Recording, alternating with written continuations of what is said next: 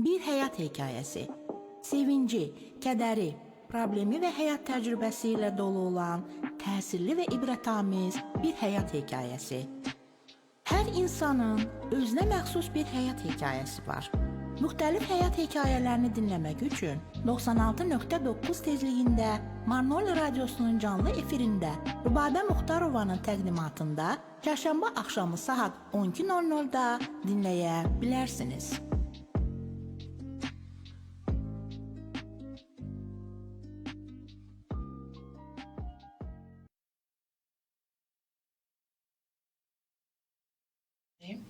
Bugün sizi yeniden ben Rübabə Muxtarova Radyo Marnoli'nin canlı efirinde bir həyat hekayəsi radyo programında salamlayıram əziz dinləyicilər.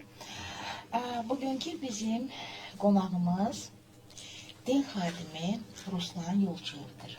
Salam Ruslan bəy, necəsiz? Salam Rübabə xanım, xoş gördük sizləri də. Mən də öz növbəmdən sizləri və izləyicilərinizi ən səmimi qəlbdən salamlayıram. Və həqiqətən uğurlarınızı təqdirə layiq hesab edirəm və dəstəkləyirəm və sizə çox təşəkkür edirəm ki, bugün də məni bu verilişə dəvət elədiniz. Həqiqətən də razıyam və məmnunam. Çox sağ olun ki, mən də təşəkkür edirəm ki, mənim dəvətimi qəbul ediniz, gəldiniz. Özünüzü biraz dinləyicilərə təqdim edə bilərsinizmi? Bəli, əlbəttə ki, mən Ruslan Yolçuyev, bu yeni işıq görəcək olan 10 Qızıl Qayda həyat dərsi, 10 Qızıl Qayda adlı əsərin müəllifiyəm. Ruslan Yolçuyev 1995-ci ildə Dumanis rayonunun Yerğançaq kəndindən anadan olmuşam. Təhsilim dini təhsildir, Quran-Kərim hafızıyam və ilahiyyatçıyam və hal-hazırda da yenə dini hizmətlər verməkdəyəm. Çox yaxşı. Ruslan, deyə bilərsənmi ki, uşaqlığın harada və necə keçib, biraz danışa bilərsiniz bizə? Bəli, əlbəttə ki. Bu biraz mürəkkəb sualdır. Həqiqətən uşaqlığım çox enişli, yoxuşlu, çətinliklərlə dolu keçib. Mən 12 yaşıma qədər Dumanis rayonunun elə doğulduğum Yerğançaq kəndində böyümüşəm. 12 yaşından sonra ailəli olaraq Marnoli şəhərinə köçmüşük və mən Marnoli şəhərinə köçdüyüm zaman Marnoli şəhərində yerləşən hal-hazırda 2-ci Kosalı İslam mədrəsəsi var. Orada din dərslərinin keçirildiyini öyrəndim və oraya qəbul oldum. Qısaca 2 il orada dini təhsil aldım və oradan məzun oldum. Oradan məzun olduqdan sonra yenə doğma kəndimizə, Dumanisin Yerğançay kəndinə getdim və 1 illik tədris kursu açaraq orada uşaqlara dini dərslər keçməyə başladım. Ondan sonra nəhayətində 2010-cu ildə Azərbaycan Respublikasının Şəki şəhərində yerləşən, hal-hazırda Şəki İslam Hafızlıq Kolleci olan o kollecə qəbul oldum və mənim üçün həqiqətən həyatımın ən çətin günləri orada başladı.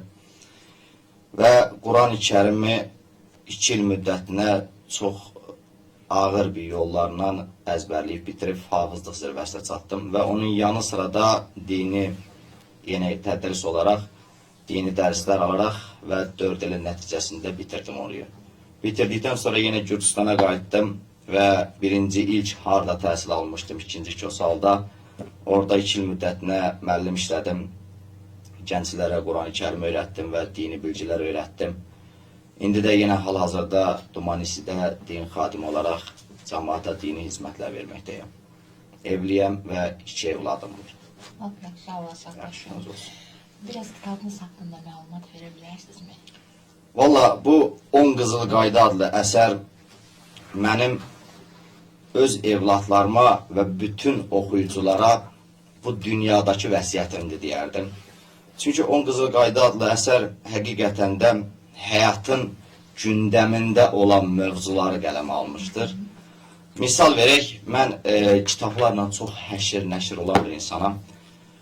Hətta bəzən fərqli ölkələrə getdiyim zaman ilk axtardığım, hətta ilk diqqətimi çəkən kitablar olur. Mütləq ki, hansı ölkəyə getmişəmsə də oranın kitabxanasına getmişəm. Və kitabxanada həqiqətən elə bir əsər axtarırdım ki, yəni götürüm kitabı, oxuyum, Onun içində qısa olsun, amma həyatın hər sətrinə aid məlumatlar olsun. Belə bir əsər tapa bilmədim. Məsəl üçün, çox yüksək səviyyəli əsərlər var, fəlsəfi deyək, ədəbi deyək və s. və ilaxır. Ancaq mənim beynimdə qurduğum fiquru mən tapa bilmədim. Və onu özümdə düşünləşdim ki, bu fiquru mən yaradacağım, bu yeniliyi mən yaradacağım. Elə də doğrudan da, məsəl üçün, o Həyat dərsi 10 qızıl qayda adlı kitabın içinə mənim yazdıqlarım, qələmə aldıqlarım mövzular gündəmdə insanların qarşısına çıxacaq mövzulardır. Misal üçün, orada mən səbirdən yazmışam. Bu bizim qarşımıza çıxandır. Misal üçün, təhsildən yazmışam. Misal üçün, yaxşılıqdan yazmışam. Misal üçün, xarici dil bilmək haqqında məlumat yazmışam. Misal üçün, ədəbiyyatdan yazmışam. Misal üçün, musiqidən yazmışam. Bunlar gündəmdə olan və hər kəsin ehtiyacı olan mövzulardır. Və mən evlatlarıma da, bütün oxuyuculara da bunu vəsiyyət amaçlı, yəni məqsədim budur ki, bu mənim yer üzündə özümün həyatdan götürdüyüm təcrübələr, özümün bilib, öyrənib həyatda əldə etdiyim təcrübələri bölüşmə niyyətimdir. Lap yaxşı. Çox gözəl bir fikirdir. Çox sağ olun. Gözəlciniz olsun, sağ olun. Belə bir sual verim. Ailəmizin sizin həyatınızda nə kimi təsiri olub? Valla belə deyərdim, ailəmin mənim həyatımdakı ən böyük təsiri deyərdim ki, mənə dəstək verməklər olub. Yəni, indiyə qədər 29 yaşım var, hansı yolu seçdimsə də ailəm məni sorğulamadan dəstək verdi. Yəni, güvənməklər olubdur. Qısaca bunu deyərdim ki, mənim verdiyim qərarlara onların hörmət eləməkləri, dəstəkləmələri və bu qərarıma güvənməklər olubdur. Çox gözəl. Gözəl gününüz olsun. Həyatınızda dönüş nöqtəsi olan belə bir hekayə varmı, hadisə varmı? Var, əlbəttə ki, indi hər kəsin var. Dediyim kimi, demirəm mən Azərbaycana hafızlığa qəbul olduğum zaman, yəni bu tədrisin bu qədər çətin olduğunu həqiqətən düşünmürdüm. Yəni, adi bir tədris kimi fikirləşirdim ki, bu da bir dərsdir, misal, universitet, kollec və s. orta məktəbdəyi fənlər kimi bir tədrisdir. Amma getdim, gördüm, doğrudan da o şəkildə deyilmiş, həddindən artıq çətin imiş. Necə deyim, indi təsəvvür edeyim, yəni ortalama 10 saat çalışırdıq, ortalama. Və biz çalışıb əzbərlədiklərimizi qüsursuz bir şəkildə müəllimlərimizə təqdim eləməyimiz lazım idi. Və bu doğrudan da çətin idi və həqiqətən də ona lazım olan təkcə zəka, bilik deyil idi. Səbir lazım idi, iradə lazım idi, dözüm lazım idi. İnan, bunların hamısı cəmləşib bir insanda olmasaydı, o hafızlığı başa vurmaq mümkün deyildi. Doğrudan da çox çətinlik oldu, doğrudur. Ancaq səbrin, iradənin, dözümün, biraz da zəkanın, biraz da çalışmağın nəticəsi olaraq bunu tamamladıq, bitirdik şükür. Çox şükür. Qarşılaşdığınız ən böyük çətinlik nə olub və bunu necə aşmışsınız? Həyatda ümumiyyətlə həyatım elə hasad olmuyubdur, doğrusunu desək. Çünki lap uşaq yaşlarımdan aləmdən uzaqda olmuşam, qürbətdə qalmışam. Məsəl üçün 5 il Azərbaycanda yaşadım. O doğrudan da vətənimdən, millətimdən, ailəmdən, sevdiklərimdən uzaq olmağım mənim üçün doğrudan da çətin idi.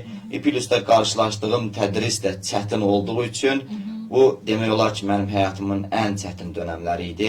Qısaca deyərdim, səbirlə, iradə ilə açdım, yəni belə deyərdim. Lap yaxşı. Deməli, iradəli möhkəm adamsınız onda. Tam elə də deməzdim, nə bilim, olduğu qədər. İndiyə qədər verdiyiniz ən önəmli qərar nə olub həyatınızda? Bunu mən subyektiv yox, obyektiv adlandırıram. Qısacası mən belə düşünəşirəm ki, məncə indi düzdür, insanların baxış açısına görə hər şey dəyişir. Məsələ, hətta mənim özümün vurğuladığım bir şey var ki, hər zaman bunu söyləyirəm, funksiya, yaradılış olaraq bütün insanlar eynidir. Fərqli olan yalnızca baxışlardır, düşüncələrdir yəni. Amma mən bunu subyektiv yox, obyektiv adlandırıram. Çünki məncə bir insan ən böyük qərarı ailə qurarkən verir. Çünki ailə elə bir mərkəzdə dayanmaqdadır ki, yəni insanlar ailə qurduğu zaman artıq ömürlərinə imza atırlar yəni. Bir günə, hansısa da bir işə, hansısa da bir məşğuliyyətə və yaxud da ki, dünyavi bir fəaliyyətə yox, artıq ömürlərinə imza atırlar o zaks kağızında. Mən belə adlandırıram, yəni. İndi bəzilərinin baxış açısına görə basit gələ bilər, amma mənə görə çox böyükdür, yəni o addım. Məncə insanlar ən böyük qərarı ailə qurarkən verir və burada doğru qərar verərsə də gedə qalanı məncə sadəcə təcrübə olaraq gəlib keçər. Ən doğru qərar burada vermək lazımdır və mən burada ən doğru qərarı verdiyimi zənn edirəm, yanılmadığımı zənn edirəm, yəni. Məncə mənim ən böyük qərarım, ən doğru qərarım budur. Rab yaxşı. Yaxşı gününüz olsun. Sizə ilham verən insanlar olubmu həyatınızda? Təbii. Yəni bir deməzdim məsəl üçün mənə ilham verən insanlar. Bəzən olub ki, dinləyici olmuşam. Konferansda bir professorun danışdığı danışıqdan, oradakı mətndən, həyata baxış açısından, bizə öyrətmək istədiyi şeydən ilham almışam. Bəzən olub sadə yolla getmişəm. Bir ağsaqqalın 2 kəlmə nəsihətindən ilham almışam. Bəzən olub ki, gənc bir uşağın yaşca da məndən aşağıda olaraq baxış açısından, onun nə bilim düşüncə tarzından, onun nə bilim dediyi bir kəlmədən ilham almışam. Yəni ilham aldığım insanlar olub və dəyişibdir, yəni yerinə görə, vəziyyətə görə. Lap yaxşı. Həyatda ən çox dəyər verdiyiniz şey nədir? Həyatda ən çox dəyər verdiyim şey, buna bəzən klassik cavab verirlər, amma bura səmimi bir verilişdir, siz də səmimi bir adamsınız həqiqətən də. Yəni mən buna səmimi cavab verərdim. Bu doğrudur. Hər kəsin həyatda dəyər verdiyi şey təbii birinci ailəsi gəlir. Amma bu məlumdur. Mən bundan əlavə olaraq, bu məlumdur, bunu qoyuruq askıya. Bu aydındır ki, mənim də dəyər verdiyim təbii ki, aləmdir. Bunu qoyuruq askıya, amma biraz da əlavələr eləmək istəyərdim. Məsəl üçün, mən deyərdim ki, mənim həyatda ən çox dəyər verdiyim şey həqiqətən bilgidir. Bax, belə bu prizmadan baxsaq, məsəl üçün, belə deyim də, hətta Mövlananın dediyi bir söz var ki, deyir ki, kiminlə dostluq etdiyinizə diqqət edin. Bülbül güllüyə qarğa tikən yapar.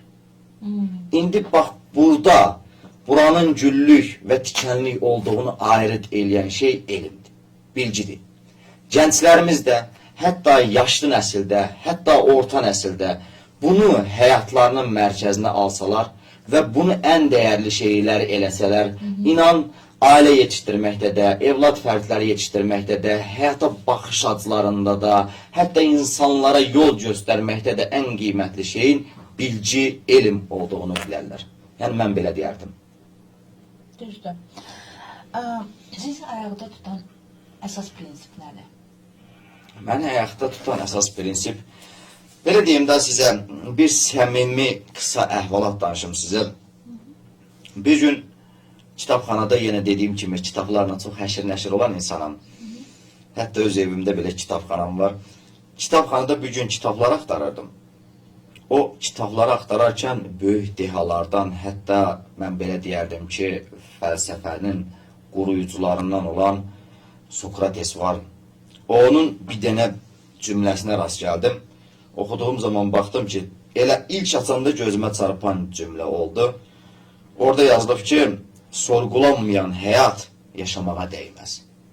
Böyük Sokrat. Sorgulanmayan həyat yaşamağa dəyməz. Və məni həyatda tutan, ayaqda tutan, mənə motivasiya verən mənim sorğulama qabiliyyətimdir deyir. Və bundan mən həqiqətən çox böyük ilham aldım və ətrafı və hər kəsi sorğulamağa başladım. İndi bu dəqiqədə məni həyatda tutan desəm, o sorğulama qabiliyyətimdir. Və sorğuladıqdan sonra hansı şeyi mənəviyyətimdə nə qədər dərin izlər buraxdığını analiz etməyimdir. Məsəl üçün, sorğuluyuram evladı. İndi basit də baxmaq var mövzuya, dərin də baxmaq var. Ha, evlad nədir? Məsəl üçün. Artıq bu evlad nədir dediyimi sorğuluyub bilgi sahibi olduğum zaman bunu mənəncə də dərk edirəm. Və dərk elədiyim zaman bu artıq mənim həyatımda həqiqətən də dayaq nöqtəsidir. Belə deyərdim. Sorğulayaraq əldə edilən bilgilər. Çox gözəl bir fikirdir. Hal-hazırda nə ilə məşğulsan? Mən bilirəm ki, sən kitabının təqdimatı ilə bu dəqiqəyə məşğulsan və təkrar bizə məlumat verərdin. Bəli. İndi inşallah bu həftənin içərisində bu 10 Qızıl Qayda adlı əsərin təqdimatı olacaqdır. Allah bu yolda məhkum eləyən hər kəsdən razı olsun. Doğrudan da dostlarım da, böyüklərim də, hətta müəyyən yerdən müəllimlərim belə bu barədə mənə dəstək oldular. Çünki həqiqətən əsər çox diqqət çəkici bir əsərdir.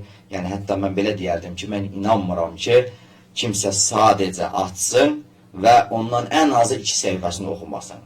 Çox qalın bir kitab deyil, 100-130 səhifədən ibarətdir. Hətta kitaba baxış açım belə var, yəni insanları yormadan. Məsəl üçün deyirəm ki, nə gündə 3 səhifə ilə bir ayda həyatımızın mərkəzindədir 10 qızıl qayda. Yəni mən belə deyərdim ki, bu kitab doğrudan da diqqət cəlb edən bir kitab olacaqdır. Buna ümidim var. Hətta yəni bundan insanların çox faydalana biləcəyinə də inanıram. Bu kitab 5 ilin nəticəsidir. Yəni bir günə yazılmış bir kitab deyil. Dediyim kimi tam təcrübələrimin nəticəsidir, tam bilgilərimin nəticəsidir. Elə bir ki, depolama yəni qabımdan əliyib, süzüb, analiz edib və üzərə çıxarda biləcəyim bir şeydir. Və inşallah bu günlərdə təqdimatı olacaqdır. Allahın köməkliyi ilə bu kitabında insanlara, oxuyuculara, yəni fayda verəcəklərinə inanıram yəni. Çox gözəl. Ümumiyyətlə sən boş vaxtlarında nə ilə məşğul olmağı xoşlayırsan? Tam bir ədəbiyyat vurğunuyam. Yəni sözün əsl mənasında. Kitab oxumaq xoşlayırsan nə? Kitab oxumaq o öz yerində. Amma ədəbiyyat vurğunuyam. Yəni boş vaxtımı nə ilə dəyərləndirdiyimi soruşdunuz. Siz gözəl də bir sualdır. Yəni həqiqətən sözün əsl mənasında tam bir ədəbiyyat vurğunuyam. Məsəl üçün şeir yazıram, bəstələyirəm. Hətta lori dilində deyirlər ki, o bəstələdiyimi mırıldanıram. Yəni oxumaq anlamında. Hətta o bəstələdiklərimi oxuyuram. Məsəl üçün o 10 Qızıl Qayda adlı əsərimdə ədəbiyyata xüsusi yer vermişəm mən. Çünki hər bir bilgi mövcud ola bilər. Ancaq bütün hər bir şeyin təqdimatının ana mərkəzini zəbt edən fən ədəbiyyatdır. Məsəl üçün orada ədəbiyyatı vurğulamaq üçün bilirsiniz daha 10 Qızıl Qayda adlı əsər 10 bənddən ibarətdir. Hətta mən ona həyatın konstitusiyası deyirəm. Yəni 10 bənddən ibarətdir. Son bəndlərində ədəbiyyatı vurğulamaq üçün bu şəkildə yazmışam ki, dilində söyləmə şərri böhtanı, bunlarla böyüyüb ucalan hanı, o sənin özündür əzəldən tanı, analar dilində pirdir ədəbiyyat. Ədəbinlə danış, ədəbinlə ot, ədəbinlə oyan, ədəbinlə yat, dilini şirin et, pis sözlər at, danışa bildiyin dildir ədəbiyyat. Dilin tərbiyəsi ürəkdən gəlir, arıya ruzqu da çiçəkdən gəlir. Baxın, bal baldır, süzülüb pətəkdən gəlir. Hər şirin sözü ilə sirdir ədəbiyyat. Yəni, qısaca boş vaxtımı həqiqətən ədəbiyyatla dəyərləndirirəm. Çox gözəl. Gözəl gözəl. Bax, belə bir sual verim sənə. Məsələn, sən əgər geriyə dönsəydin, həyatında nəyi fərqli edərdin? Bu subyektiv bir sualdır və belə deyərdim, baxın, necə deyim, insanlar ümumiyyətlə səhv və ya doğru qərarlarının nəticəsini yaşamaqdadırlar. Yəni, insanlar bir şeyə qərar verdiyi zaman o qərar doğrudursa da onun uğurlarını görməkdədir, o qərar yanlışdırsa da artıq onda ziyan çəkməkdədir və peşman olmaqdadırlar. Yəni, mən belə deyərdim ki, mən həyatda verdiyim heç bir qərara peşman deyiləm. Yanlış qərarlar vermişəm mi? Bəli, təbii ki də vermişəm. Ancaq təcrübə kimi baxmışam ona. Təcrübə kimi baxıb, faydalanıb geri çəkilmişəm. Amma yəni belə peşman olduğum bir qərar yoxdur. Lap yaxşı. Gələcək üçün, bax, indi bundan əlavə, məsələn, gələcək üçün sənin başqa hansı planların, arzuların? Gələcək üçün həqiqətən böyük planlarım var, hətta arzularım var, hətta bunları həyata keçirmək üçün bir çalışmalarım da var. Ümumi gəncliyi aydınlatmaq istəyirəm. Ümumi gəncliyi, yəni ünümün yetə biləcəyi, əlimin çata biləcəyi qədər kimlər varsa da ümumi gəncliyi aydınlatmaq istəyirəm. Buna təbii ki də birinci öz evimdən, öz evlatlarımdan başlayıram, sözü yoxdur. Və özümdən başlayıram. Amma ümumi gəncliyi aydınlatmaq istəyirəm. Məsəl üçün, gəncləri maarifləndirmək istəyirəm.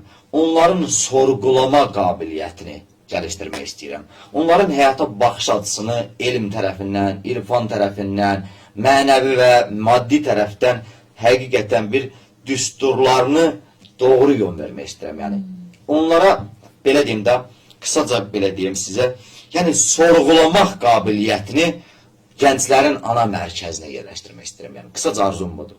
Çünki mən deyirəm ki, əgər gənclərimiz aydın olsa, gələcəyimiz avtomatik aydın olacaqdır. Və gələcəyimiz aydın olması üçün də gənclərimizi doğru baxış açısına yönləndirməyimiz lazımdır. Yəni sorğulayan bir həyat.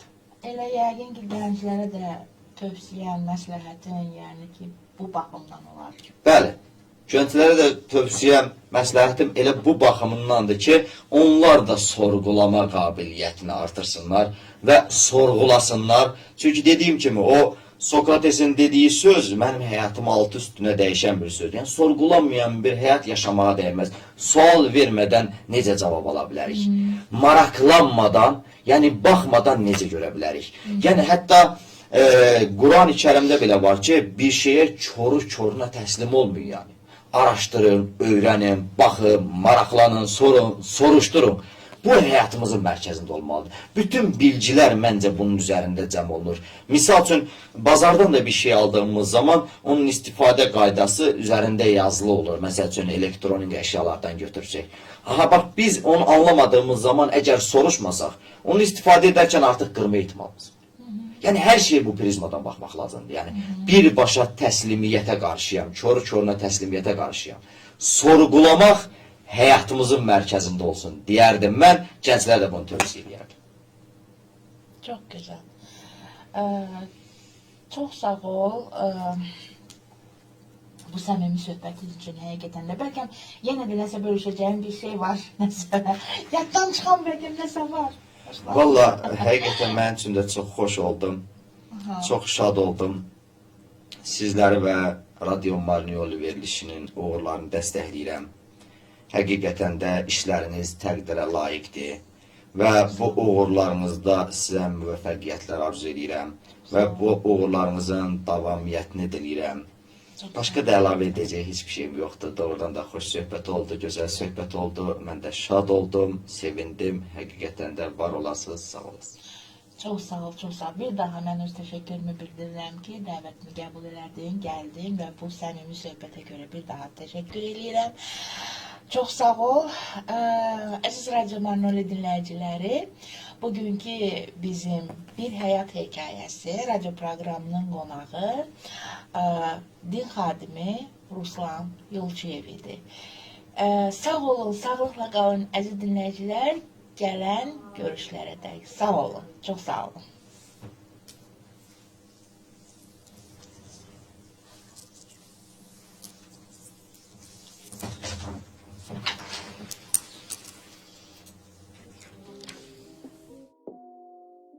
Bir həyat hekayəsi. Sevinci, kədəri, problemi və həyat təcrübəsi ilə dolu olan təsirli və ibrətamiz bir həyat hekayəsi. Hər insanın özünə məxsus bir həyat hekayəsi var. Müxtəlif həyat hekayələrini dinləmək üçün 96.9 tezliyində Marnioli Radiosunun canlı efirində Rübabə Muxtarovanın təqdimatında çərşənbə axşamı saat 12:00-da dinləyə bilərsiniz.